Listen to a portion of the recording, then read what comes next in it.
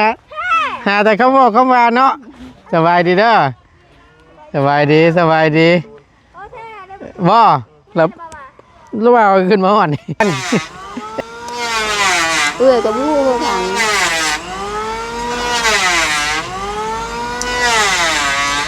เจ้าบูฮู้เป่าลืมแล้วแหละโธ่ลืมไว้เสียใจลืมไว้พ่อได้มือสำคัญเลยก็จะไปลืมง่ายได้ขึ้นว่ากะคิดเบิ่งเจือเบิ่งยัง3 มื้อ 4 มื้อกับ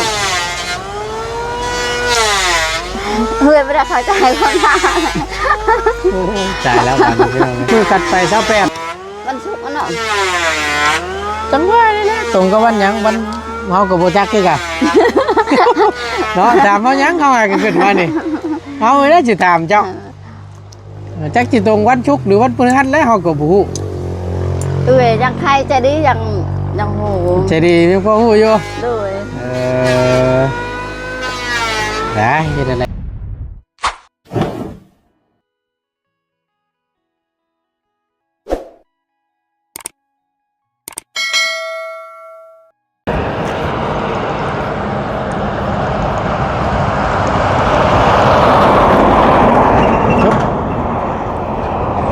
พี่น้องเลยเปิดภาพไม่บานนี่เนาะมาฮอดหม่องฮอดบอนเป็นที่เรียบร้อยในยินแต่เสียงกบไม้กบตอกเสียงสนั่นวันไหวอยู่ถือว่าสายจวดดีนี่เนาะเรียบร้อยแล้ววันนี้สิแล้วเนาะกบจักโตนี่ฮะโอ้ยไปใช้บาทนี่ยังติดนี่ละเบ้าอยู่เด้อเจ้าเด้อเดี๋ยวสิไปทวงสัญญาฝากไว้ก่อนบ่ไปสังบ่สบายดีบ่สัญญาต้องเป็นสัญญาสิเป็นสายยันบ่ได้โอ้วินแหละว้าวง่ายเนาะตายคักเดี๋ยวนี้บ่ได้แล้วเฮ้ยมูว่าเดี๋ยวนี้ตายแล้วเนาะขาดทุนเนี่ยนี่ระเบ้านี่ขาดทุนแล้วเนาะบ่ได้โอ้ยตายโอเคเดี๋ยวฝากไว้มีหลายอย่างอยู่สิทวงน้ำเพิ่นนี่ทวงน้ำลานก่อนพี่น้องเลยเนาะชื่อเดี๋ยวเมาเลยโอเคจำไว้เปลี่ยนเราอย่างบ่สิเป็นชาวแล้วฉันบ่เสียงเปลี่ยนนั่นกวงงักๆนะเจ็บคอโว้ยเนาะนะสบายดีเว้ยสบายดีนี่บ้านนี่เพิ่นลงมากบไม้กบตอกได้จังมือแหละ2 มื้อนี้สิได้เอาตัวนี่เนาะเกือบขึ้นมาบ่ทันตัวเอาก็ถือว่าโอ้พอน้องปูนามานำเนาะสบายดีให้สบายดีเด้อเสาก็กบแล้วเรียบร้อยไม่เส้นเริ่มมาพี่น้องเลยเนาะก็ถือว่ามาวันนี้ก็ควบคืบหน้าเนาะดีใจน้ำหลายๆเด้อดีใจน้ำถือว่าได้ลงมือเฮ็ดนี่ก็เป็นมื้อที่2แม่นบ่มื้ออื่นน่าจะแล้วแหละเพิ่นมานอนพี่ได้บ่หรือว่าไปกลับนอนพี่เพิ่นนอนอยู่ไสน่ะเดี๋ยวก็นอนอยู่นั่นน่ะฮะนอนอยู่นั่นเดี๋ยวก็นอนบ่นะสร้างเพิ่นนี่แม่บ่กลับเฮาถามสร้างเพิ่นไปกลับบ่วะคำบ่เพิ่นว่าเจ้าคำบ่นอนเฮือนนี่เฮาก็งึดแล้วเจ้าสิไปนอนไสสร้างว่าแท้เห็นว่ากันเนาะโอ้ยว่าเอ้ยเฮางึดเลยกว่าอันนี้ก็ได้เฮือนแล้วโอ้ยจังแม่นนะหาแต่คำบอกคำว่าเนาะสบายดีเด้อสบายดีบ่แล้วรู้ว่าขึ้นมาห่อนนี่บ่แล้วเราเอามานำบ่บุญ พากันขึ้นมานี่ถือว่าอันนั้นเด้หน่อยน้อยยังเดือผู้ใดเด้นี่บืนมันจุบจักนี่มันเพิ่นมา2คนบ่แม่นได้ยังชูเพิ่นกินครับ อาหารตัวเองเนาะ ฮะ เขาซื้อเอง เพิ่นชื่อเอง เลย วัน นี้กะว่าวนวันป้าซื้อให้ตา บ่เจ้าบ่ได้ไปทางใด เพื่อไปซอยสักให้เจ้าสิดอกแค่ แล้วเพิ่นน่ะ แล้ว เรียบร้อยบัดน่ะเอาแห้งกันบ่ แบบว่าเจ้าสิดอกแค่ก็ซ้อนแม่ก็ซ้อนแบบยามเวียกนี่แบบบางแยงเข้ากับแบบว่ากุ้งมีเอาน้องพี่น้องเอ้ยมันบริเวณชาวพรกอดกกเป้าได้เอ้ยอันนี้อย่าไปพึ่งนั้นอันนี้นะเวียนดูบังกันยับออกมาพี่โอ้ยพี่น้องเอ้ย เอาหลังจากที่เมื่อนั้นพี่น้องเอ้ยเนาะขึ้นเทือนไม้ไตเฮือนงามของน้องแต่งจริงแล้วเรียบร้อยแล้วก็พอดีเพิ่นมานี่ก็ถือว่าวันที่อย่างเกาะวันที่22บ่22 23บ่เพิ่นมาวันที่21ป่ะมาถือว่าได้2มื้อนี่ได้พี่น้องเนาะถือว่ากบพวกไม้ยังนี่ฮู้อยู่บ่นี่ฮะบ่ฮู้ครับหนึ่งข้าวแรงได้ยังกินแรงจะขายลุงโนดชื่อให้อ้วฮะชื่อให้อ้วลุงโนดชื่อกันชื่อให้อ้วชื่ออ้วให้โอ้ยเจ้ากันเนาะไม่ได้เข้าใจพ่อต้องแปลไปน้ำเลยพี่น้องเอ้ยแปลไปน้ำบางคำนั่นมันเฮาบ่ฮู้เจ้าว่าไม่ว่าได้ก็เมื่อกี้นี่ลุงหนวดซื้อมาให้อ้วประมาณนี้แหละเมื่อกี้คำว่าต้นจำโบผิดแต่ก็เลยต้องทำครับว่าลุงหนวดซื้ออ้วมาให้บ่ประมาณนี้เนาะ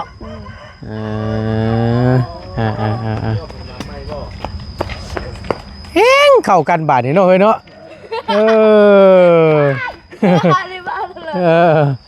เฮ้งเข้ากันเลยบาดนี่จ้ะเอาจักเจ้าว่าสียังอ่ะสีนั่นแหละเสียงเพิ่นเอ้ยเนาะ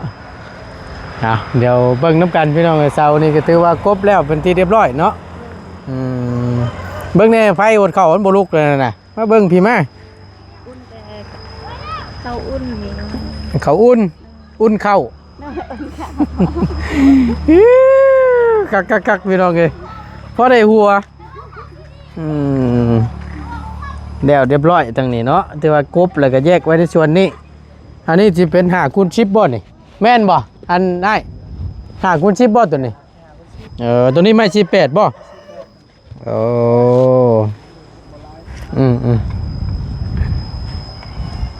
เอาอุ่นเขาอุ่น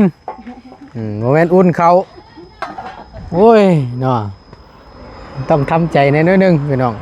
เบิ่งดูหันชุกแล้วจักอุ่นเข่านั่นเข่าอุ่นน่ะเรียบร้อยเลยได้ทางนี้ดีสันนี่เนาะครับ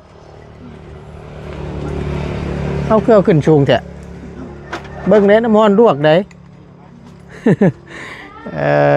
เอาพี่น้องมาเบิ่งพี่ก่อนเนาะ2 ตัวได้กบนี่เนาะคักแล้วสันบาทนี่ซอยกันกบใช้หัวหน้าใหญ่ไปทั้งใดสักให้ยังบ่ทันแล้วบ่โอ้ให้ลูกน้องมาแทนหัวหน้าใหญ่เฮานี่เนาะกบง่ายอยู่บ่ง่ายอยู่เนาะถือว่าได้ลงมือเฮ็ดใน2 มื้อนี้บ่ถือว่าไว้อยู่2 ตัวกบก็ได้ วันนี้ซาทาไฟ ไฟฟ้ามันเป็นอะไร ยังบ่ทันตกลงว่าจะเอาไฟตอนนี้ เออ โทร ที่เลขค่าลำไผซะ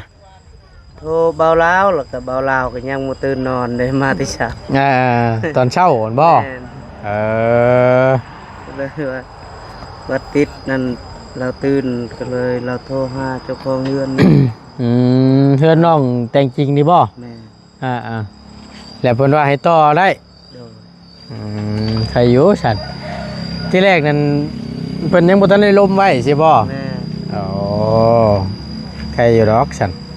ได้หรอกบ่ยากหรอกพอเว้าไว้เนิ่นๆนี่เลย แม่ กบไม้กบตอกระหว่างเฮ็ดเทือนน้องเพิ่นนี่ก็แม่นนี่แหละสิต่ออยู่นี่แหละว่ะแล้วก็จังว่ากันเรื่องค่าใช้จ่ายเนาะเอาก็มีแต่ว่า แปลงแขวมันก่อนแปลงแขวมันก่อนเนาะบืนนี่แล้วบ่บืนนี่ มื้ออื่นว่าธนนาเพิ่นมาว่าบาเซาอีกบอกว่าให้ทันวันที่28เป็นเด้ 28นี่บ่ยกยอน่ะ แม่ มื้อนี้วันที่หยังมื้อนี้ วันที่24 24 24 25 26 27 28 78วันพุธ วันพุธพุรี พัดเดี๋ยวเอาดิ ตัวแต่ละเบ้าเมื่อยน้ำดิ อ้าวเดี๋ยวเอานี่เนาะเดี๋ยวเอา โอ้ นับเลย บ่ได้แต่งจริงนี่ ตัวแต่ละเบ้ามันบ่ทันฮอดก็ว่ามันฮอดโอ้ยเมื่อยน้ำดิ เอาก็มีแต่ว่าอันนั้นแหละหามื้อหายามเรียบร้อยแล้วเนาะ แม่ ดีแล้ว ไปเซ็งแล้วค่อย ฮะอีก2มื้อไปเซ็ง วันคาน วันคานนี้มื้อนี้วันหยังมื้อนี้ วันทิศ วันอาทิตย์มื้อมันจันทร์บ่ฮือ เอาจังใดก็ขอให้ พยันตก เซ็งได้ทีหนึงบ่ยากหรอกเนาะ ตกดังขึ้น เนาะอ้ายตกก็ไม่ชูขึ้นโอ้ยยากบ่ซังจำตกก็ชื่อขึ้นไม่ตัว บ่ตกไปอยู่กัน ก็หลังตาบรุ่นนี่วีช่างมาใส่ละเบานะบ่ยอกชื่อก็ให้กันแท้ไอ้น้อยก็ได้เนาะ แล้วว่าเลือกมาโทษ โอ้เพราะมึนยาวรถบาดนี่มันถึกจนเอ็นอยู่ในช่องนี่แหละมึนยาวรถคักเลยนี่ตายลูกหลานก็ได้เมื่อยนำเด้พี่น้องเอ้ย แล้วว่าก็ว่า นะก็มาฮอดนี่แล้ว เบาเมื่อก็บ่ค่อยได้ ฮะโยเห็นเจ้าม่วนกันคืนมื้อน่ะตื่นมาแล้วก็โอ้คงสิน็อกเบิดแล้วว่ะ บ่ ก็เลยจ้าละว่าเบิ่ง ตื่นแต่เช้าก่อนน่ะเบาอีก บ่ยันว่าน็อกกันเบิดหรือมันก็เสียงยังบ่ทันหายอยู่เนาะ อาก็ไปหาก็เป็นมื้อนี้ โอ้บ่แม่นบ่ แม่น ก็เป็นมื้อนี้ เอาเนาะก็จะได้ฉันนั่งน้องปูหน้าเพิ่นได้ไปเฮียนคือเก่าบ่หรือว่าออกแล้ว เฮียน เฮียนอยู่พอได้เพิ่นน่ะ บ่สอบ หาคอดปอชองเป็นสาวได้นั่นเจ้าทำกันแล้วกับโตน อายุเท่าไหร่ ฮะ อายุเท่าไหร่ จักปีละ13 บ่ทองบ่ทองหรือบ่ทอง ฮักกะเข้ามา หาก็เข้าใหม่ช่วงหนึงเพิ่นออกได้ออกแล้วก็เข้าใหม่ มีคนเอาน้องก็เลยเอาน้อง ค่อยน่ะนะบ่ฮู้บ่เคยอยู่ป .3 น่ะเคยคาดช่วงที่เขาเช็คห้องขึ้นห้อง มาโทรมาโรงเรียนก็มาตกลงเลย เนาะก็โอ้จังแม่นความหน้าลงคักนอนนี่ก็ได้ ของเจ้าบ่นี่ แม่ ข้างนี้ดิพี่น้องเอ้ยเพิ่นอยากสิพูดเข้านี่บ่ แม่ ขอบต้องขึ้นฉันก็ว่านั่นน่ะ คนอายเด้อ ฮะเพิ่นกันใคร คนอาย อ๋อเพิ่นอายเอ พ อ ยายามสิพูนเขา เออเอาบาทนี่ตัวนี้แม่น5คูณ12บ่ตัวเนี้ย12หรือ15เนาะ หาคุณสิมา พวกพวกคางเพิ่นแน่เนาะ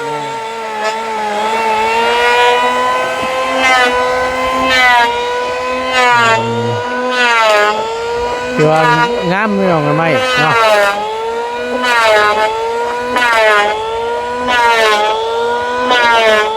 จักโตตัวนี้น่ะ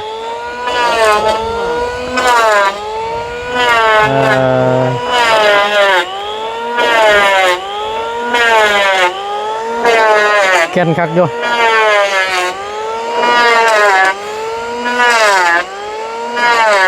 มันก็ลมยอดสอนช้ำเนาะปิวเจ้าของพี่น้องเลย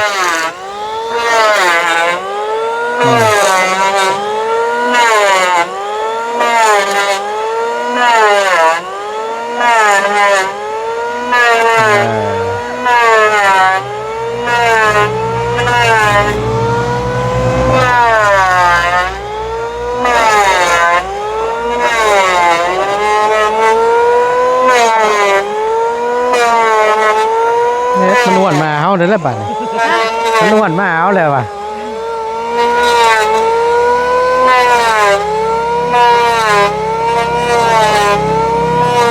มาอยู่ไกลๆเอาพี่น้อง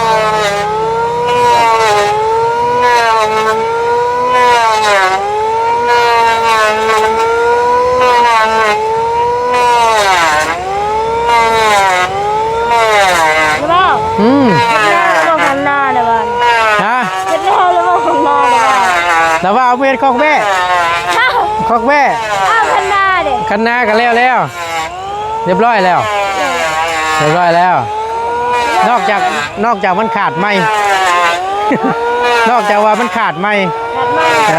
ฝนตกลงมาใส่มันขาดอีกรุ่นเบิ่งน้ำกันเมื่อฮะเอาสองมือที่อ๋อมือวันชุกนะเราว่ามือมวนเจ้าเวทบ่เจ้าสองเนาะเจ้าเวทนี่คือเทือดเจ้าเนาะแม่เจ้าสองเจ้าสามเฮ็ดมือหนึ่งเฮ็ดแล้วนั่นคันหน้าบ่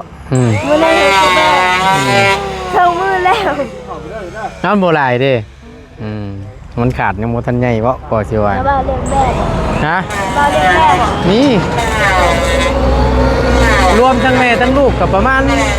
10 ตัวแล้วบ้าก็เลี้ยงไว้เอากะเราว่าไม่ได้เลี้ยงดอกเลี้ยงบ้าเนี่ยเราว่าน้องที่หนึ่งคนปล่อยไว้เชื่อขี้พุ่นเลยก้อนกุ้มอยู่ปบเลยขี้พุ่นมีพื้นมีไฟมันก็งามเนาะลูกไปใส่มันก็บ่ตามมือเสียนก็ได้กับมุ้ยไฟฟ้านี่ยากเลยพี่น้องเทือนนี่ก็ได้เห็นเดือนตัวอย่างเดือนน้องน้อยก็พอแห้งแหละอันนี้ใครเนี้ยพอได้ลบมันเสียนลบยังเพื่อนน้องแน่พอจับพอรูปอยู่รูปไปทั้งใดก็มันบ่ต่ำเด้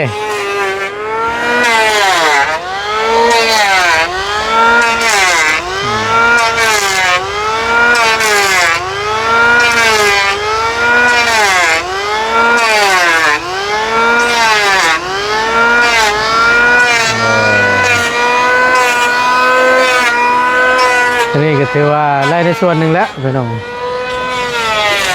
ยังก็ไม่48ก็ไม่8หันที่ยังบ่มีโมเมนต์ยังบ่ทันเลขครบน่าจะเป็นมื้ออื่นเพราะว่าเราเร่งมือให้มันทันมืองามย่ำดีที่จะมาฮอดมาถึงนี้ว่าซั่นเป็นว่าวันที่28ว่าซั่นเนาะเอาดีใจน้ำลายพี่น้องหม้อจอจั่นเพราะว่าตั้ง FC เพิ่นก็ผู้ใหญ่ใจดีเพิ่นก็ท่าเบิ่งท่ารุ่นท่าชมอยู่พี่น้องเอ้ยมื้อใดสิได้ยกได้ย่อว่าซั่นเนาะเอาอดใจรอเด้อพี่น้องเด้อสิได้เห็นโค้งหางจะโรยบ่ห่วยกินแล้วยังอยากอยู่เฮายังอยากอยู่นะกินน้ำกันโอ้เฮากินนี่บ่พอได้เลยน่ะนะใจอันลูกสาวเจ้าบุกินบ่ใจดีบ่ได้กินบ่เราอยากกินเองบ่เอิ้นกันได้บ่ลูกกับแม่กะแบบอื่นเราแบบเราได้กินอันนี้ไม่เนี่ยบ่ได้ยินเนี่ยเสียงกบมันหลังโพดแนวไหนก็บ่ไม่เรากับเราไม่ได้กินเรานั่นน้องเจดีบ่กินเพิ่นยังตอนนี้อยู่บ่ เราอยากเจอเรากินเองแบบนั้น โอ้ แบบเอิดเราไม่ได้กิน นี่พี่น้องไงปลาทูวะนี่นี่นะมัม นี่ลุงนวดเธอมา อันนั้นลูกหนวดชื่อมาฝาก เด้อ เอ นี่เรา อมาไม่เมื่อยเขาบ่ได้ซื้อหยังมาฝากจ้ำเฮาก็ได้ คือตอนเที่ยงนั่นเราบุญ บ่ คือให้ข้าวบัดข้าวให้แม่ลูก เออต้องสอบแล้วเขานี่ โดย ให้ซื้อมาให้ เป็นลาว จานเหล้าโอ้ยตัวนั้นก็ยังบ่ทันได้เบิดอยู่ติ โดย กินตัวนั้นก่อนเด้อตัวเก่าก่อนเด้อ ห้ากะแกะ เอา บ้านนี่ แม่นบ่อนหนึ่งนี่ โดย โอ้ข่าวได้พี่น้องเนาะข่าวงามอยู่ โดยงาม กินตัวนั้นนั้นเบิดก่อนแล้วจังค่อยแกะตัวนี้ โดย เพราะว่าตัวนั้นมันเป็นกันเก่าๆสั่งมาแต่กี้พุ่นเหรอ โดย นี่แหละเนาะนอนนี้แต่ละมื้อเนาะ โดย ใจดีนอนน้ำอยู่บ่ โดย นอนเป็นหมู่อยู่เหรอวะโอเคใกล้อยู่ดอกฉันนอนเป็นหมู่อยู่ยันว่าบ่ได้นอนเป็นหมู่เด้ได้แล้วบ่มืองามยามดีถามเจ้าตัวเพิ่นก่อนพี่น้องมือใดยุกย่อเพื่อน กับมูผัง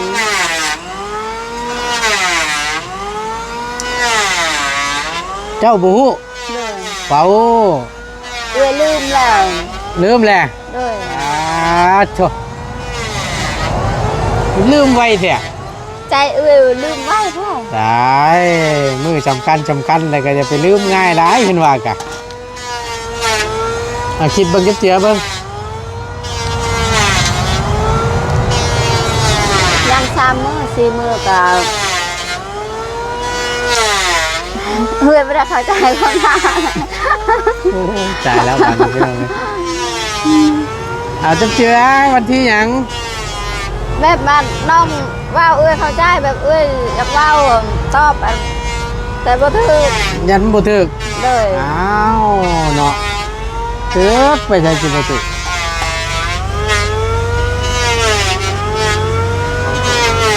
ยัง4 มื้อ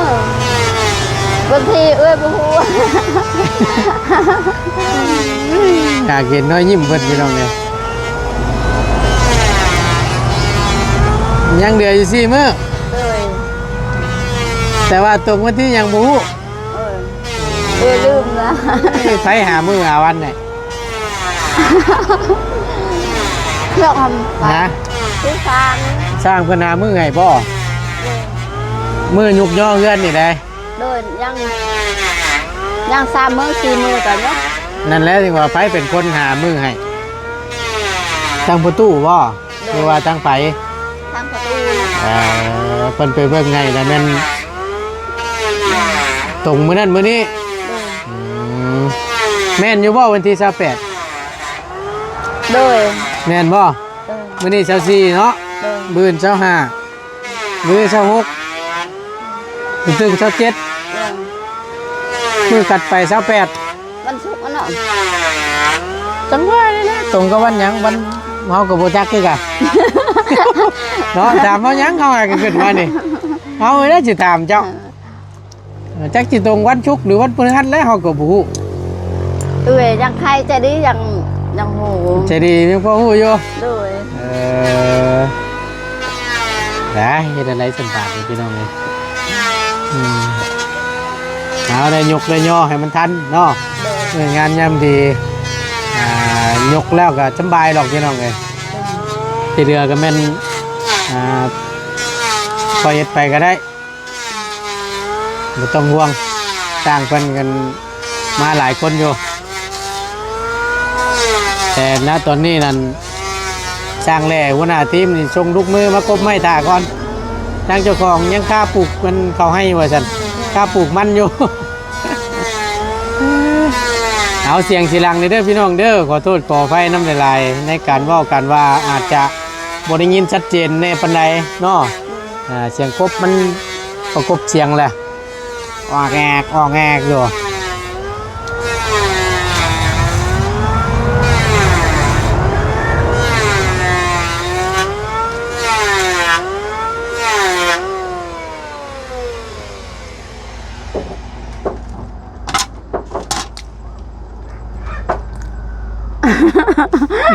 เอา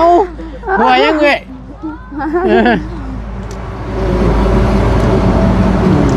หัวตัวเองนะ ฮะ หัวตัวเอง หัวตัวเอง เลย ก็จังว่าหัวตัวเองบาดนี่ หัวตัวเองกินข้าวอ่ะ กินข้าวกับหัวเจ้าของบ่ เลย ว่าหัวเจ้าก็เว่าไปแล้วบาดนี่ กินข้าวไปน้ำหัวไปน้ำ เลย มันเป็นหัวน้ำอื่น เลย หัวควันเจ้าของกินข้าว เลย ป้าโตมีบ่ในนี่กะ มี โอ้ยหัวจะดอกพี่ดอกเลยเนาะ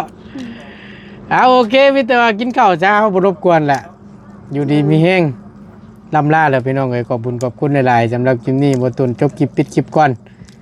พบเจอกันคลิปหน้าเด้อพี่น้องเด้อเนาะ เลย อยู่ดีมีแห้งสบายดีเด้อ เลย สบายดีกินข้าวซะเด้อ เลย โอเคมาใหม่เฮาขอใหม่หน่อยนึงอึ๊บโอเคถามมืองามยำดีแล้วว่าลืมได้เรานั่งกินข้าวอยู่ก็ยิ้มอยู่ยิ้มไผยิ้มเจ้าของเราป๊าดโธ่ แต่อยู่หัวแล้วพี่น้องเนาะเอามีความสุขเยี่ยก็ดีใจน้ำบ่ตนก็ได้ไปอยู่ดีมีแห้งสบายดีเด้อ